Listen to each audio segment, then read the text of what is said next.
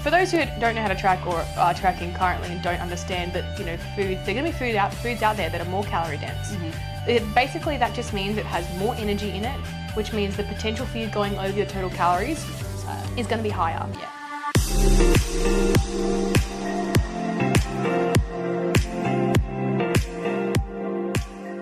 Hello and welcome to another vlog on YouTube and podcast on Spotify by the Fit Minds podcast. Coach Mariah and Coach Chloe Jane here. Hello. So, I was going to say, how are you to the world? Now look, let's get stuck into this week's topic, how to maintain your results after you've been dieting and keep the body fat off, so to speak. So this is a good topic, I think, because we stereotypically think this is going to come from someone who's shredded. And we're both, I mean, we're not shredded, but we're both going through, muscle growth stages. It's not like we're walking around with fucking 8-packs at the moment. It's not necessary, but yeah. Wouldn't it be great just to glue that on and I know, keep put my 8-pack on for the day? Yeah. But if you've listened to any of my other podcasts, you'd actually realise that's not realistic, nor is it necessary. So let's get stuck straight into, I guess, the major points, because I think this is going to get a lot of listens, really, because how many times have you been through a dieting phase? 8 weeks, 12 weeks, 20 weeks plus, 6 months, a year, and gone, okay, I'm where I wanted to be. I mean, who says they're ever where they want to be? Exactly, but right. I'm kind of, I'm happy with where I'm at. I've reached that goal. I've reached that initial goal. Yeah, what's next? Or how do I just stick around here for a while and cruise? So I think first I'll start off with, more importantly, should you be maintaining your current shape and physique? We've spoken about this in other podcasts. I did a podcast with Tilly and it was, should you maintain a lean physique all year round? So I won't go too far into that, but if you're below a certain body fat percentage, especially for women, if you're below, 18%, 16%, if you're not within those healthy ranges, I think that you shouldn't be maintaining at all, right? You should be going back to a point where you've got a regular menstrual cycle, where you've got enough energy availability to get, a couple of PBs in the gym, that you're not binge eating, all that type of stuff. So first of all, don't try and maintain lean physique.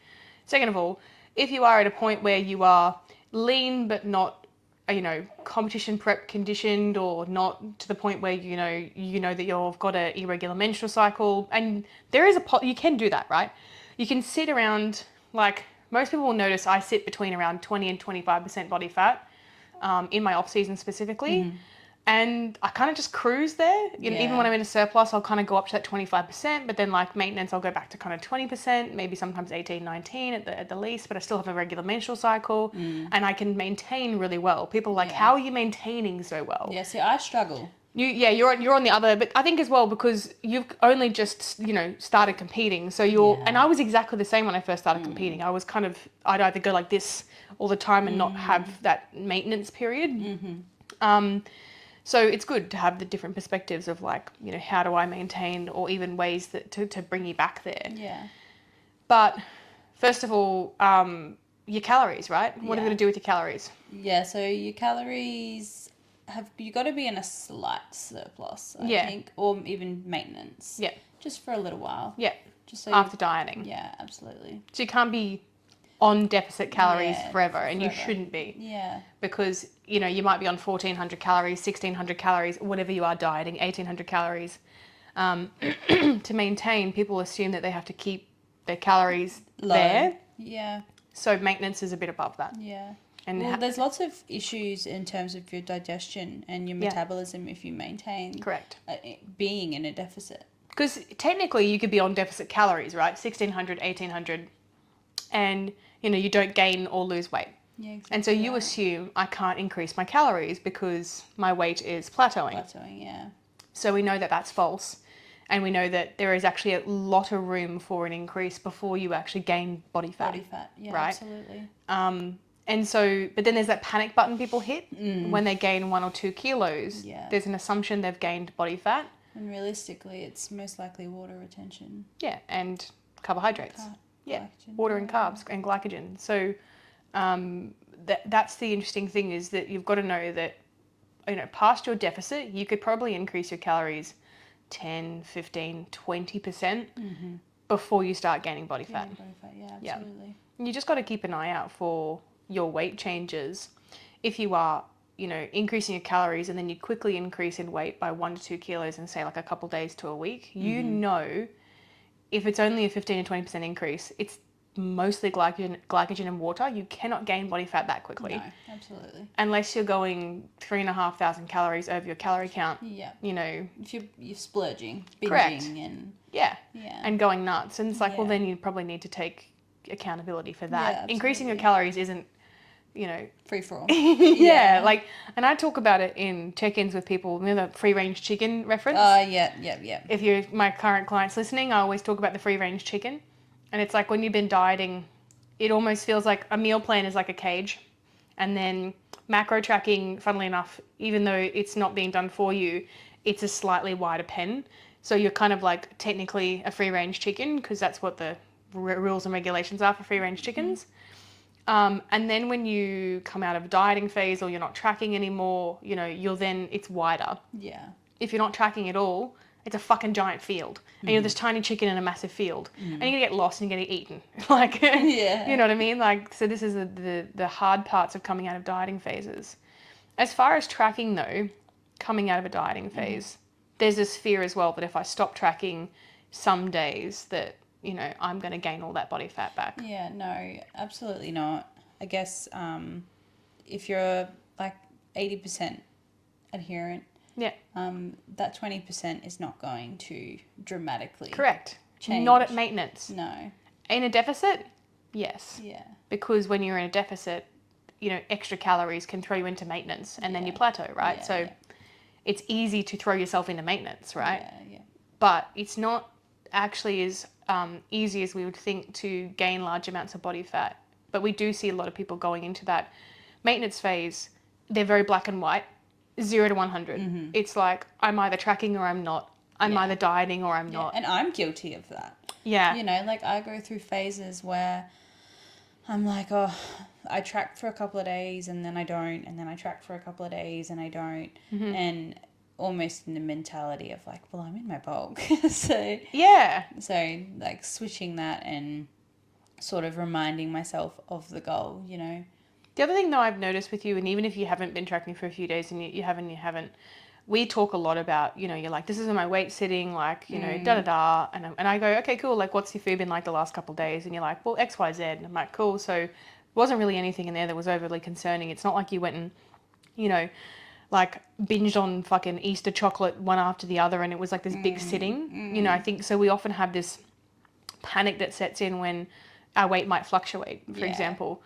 I think as well because I have that knowledge, I don't freak out when my weight goes up. I'm like, but that's probably from the pizza that I had last night. Yeah. Or my big leg session that I did the other day. And then you just go, what do you say? You just go, I'll give myself a couple of days I mean, I don't really weigh myself. No.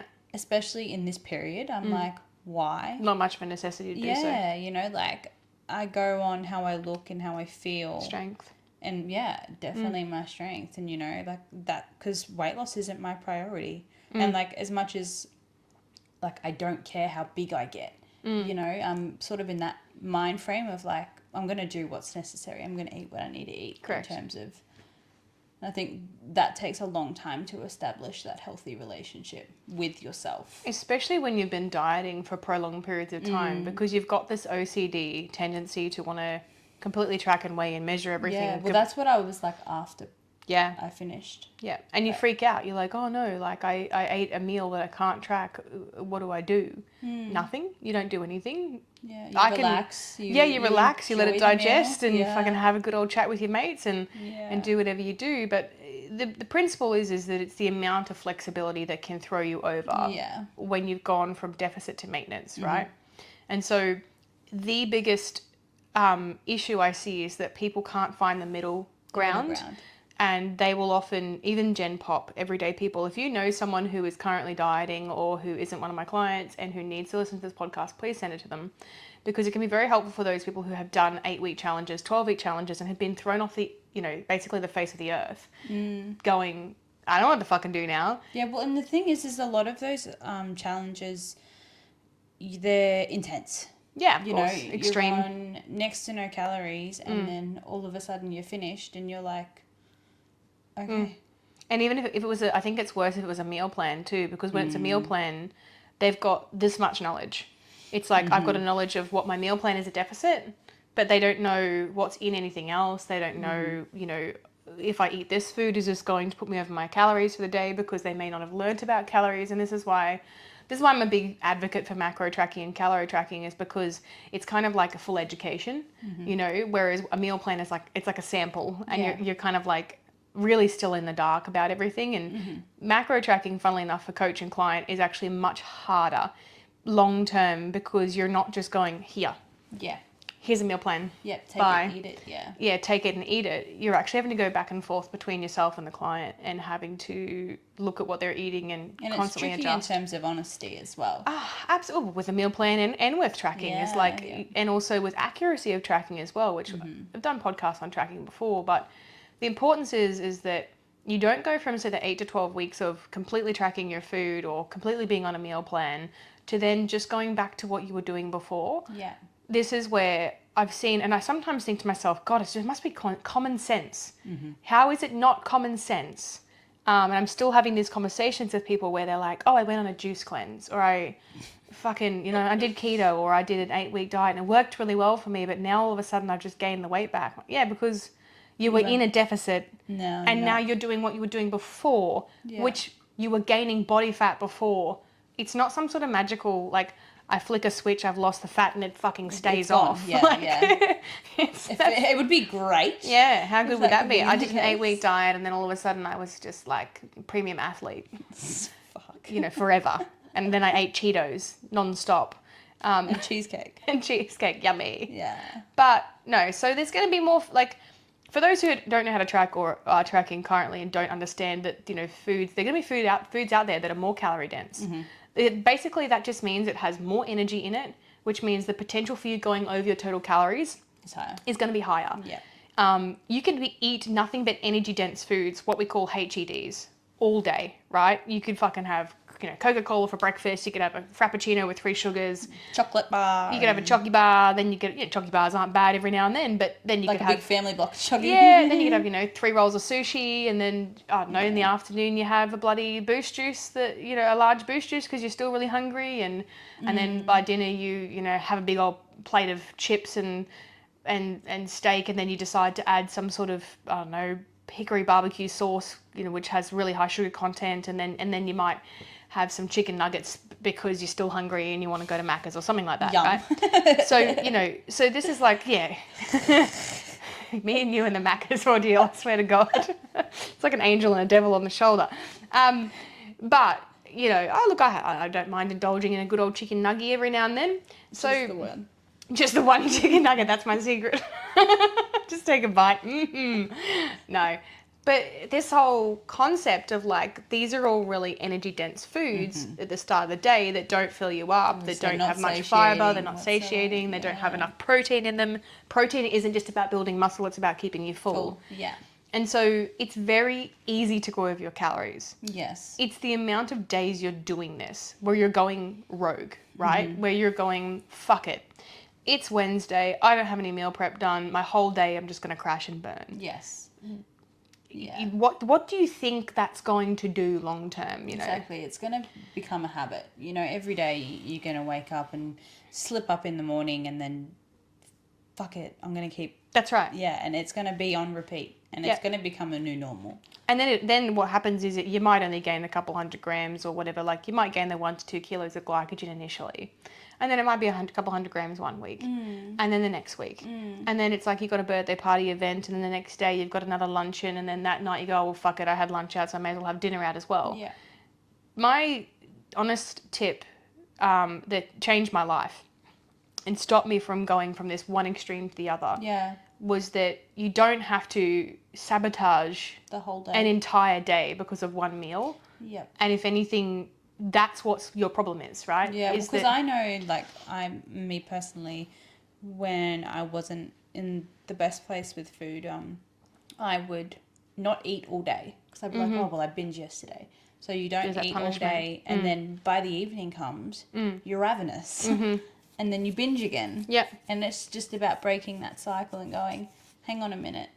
Yeah, I may have went a little overboard yesterday, but I'm not going to punish myself for that today. You almost have to look at it as that every 24 hours is its own individual 24 hours, absolutely. right? So you don't, for this 24 hours where you've gone, you've had this rogue or whatever, or let's say, for example, you just had one meal. You had a dinner out and ice cream with friends.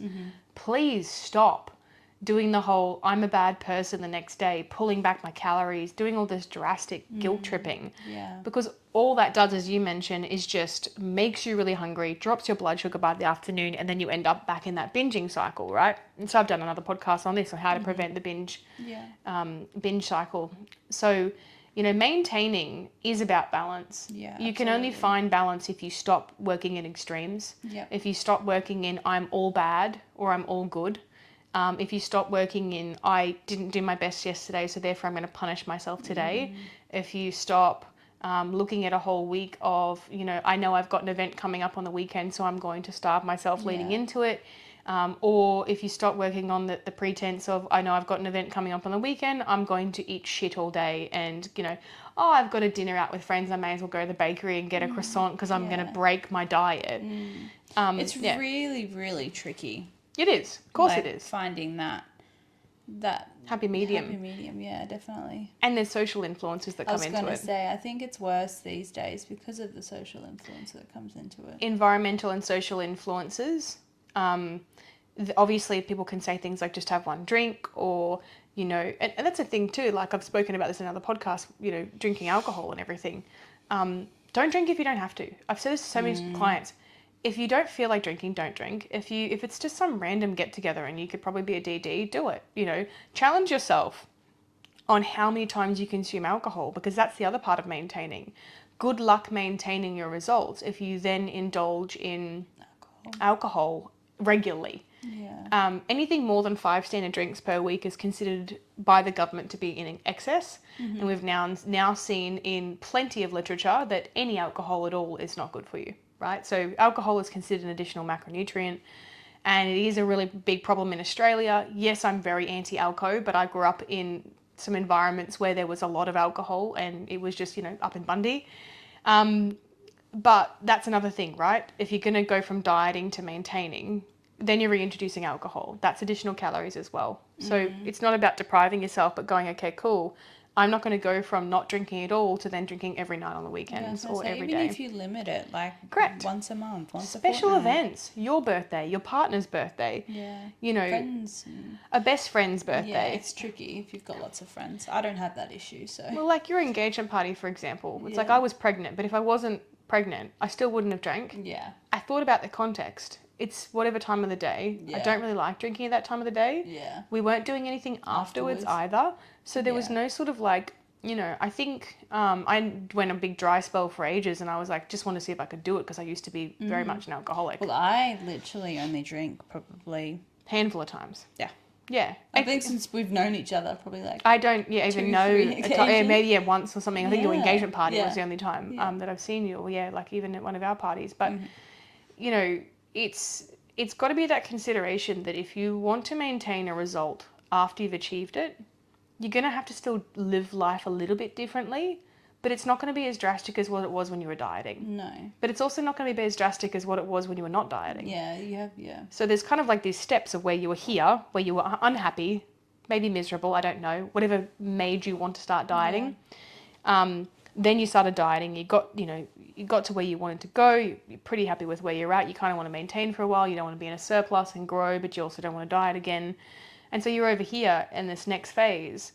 It is in the middle of your old, very flexible lifestyle. Yeah. And then the very strict dieting, which you were doing before.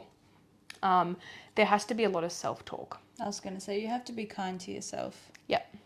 There's got to be a lot of self-forgiveness. Yeah. But there has to be a lot of reasoning with yourself as well. Yeah, exactly. And sometimes having a coach or a support person in that process makes it a whole lot easier. Accountability. Yeah, absolutely.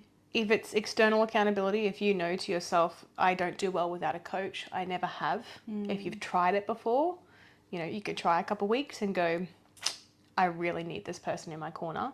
That's what we're here for, just so you know. That's our job. And, you know, even if we have our individual struggles, I struggle eating enough calories, which not a lot of people would look as being a bad thing, but it definitely is because I need enough energy for my workouts, and sometimes I don't have that. So growing for me is really difficult because I'm not eating as much as I probably should. So when I have a coach, it's actually for them to force me to eat more food.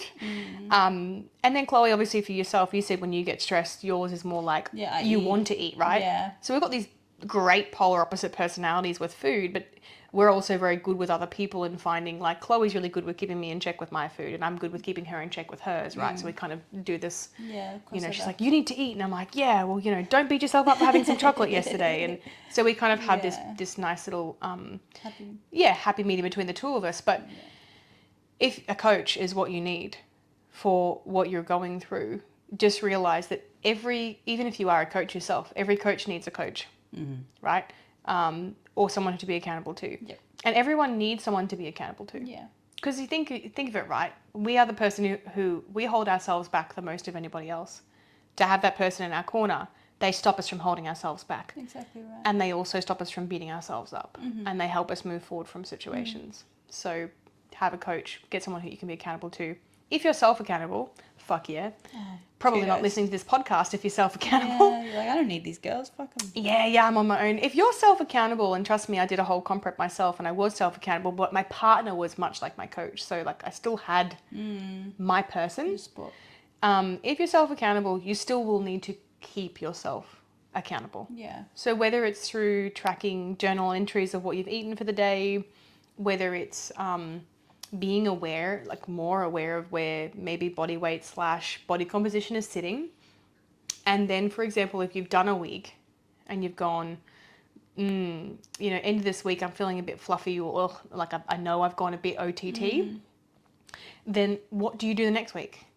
You just follow, you know, your normal food or whatever. And then maybe when you were doing crazy shit on the weekend, just pull it back a little bit. Yeah. Like there's no sort of need to take drastic measures when you're maintaining, unless every day, for example, is, you know, a binge cycle, in which case you've got a different problem, and that's oftentimes you'll need a coach. You know, you'll need someone to be able to help you out with that. Absolutely.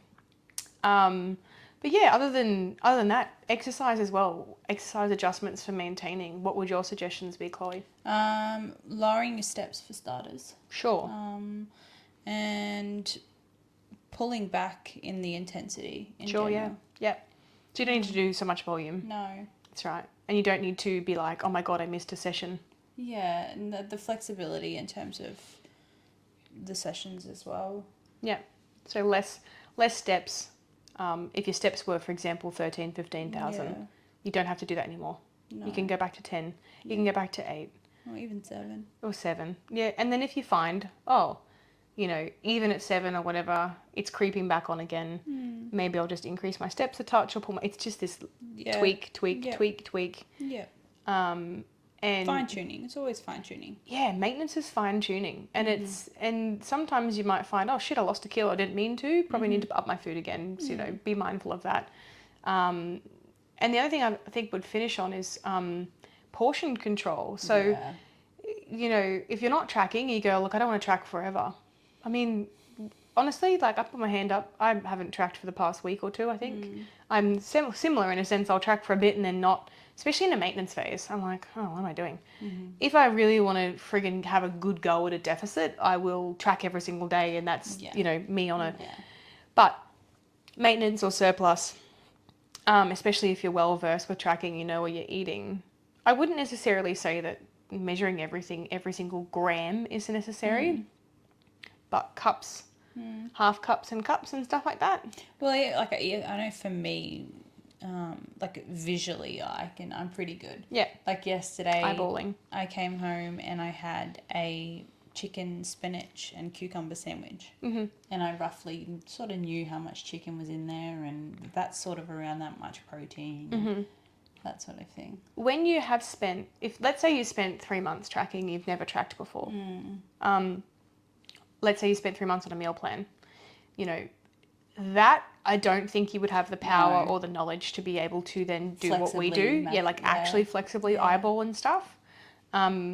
Whereas, you know, where we're at is like we've, you know, tracked every day, day in, day out for 20 something weeks on end. Like we could look at something and go, that's how many carbs and whatever is in that, right? Yeah.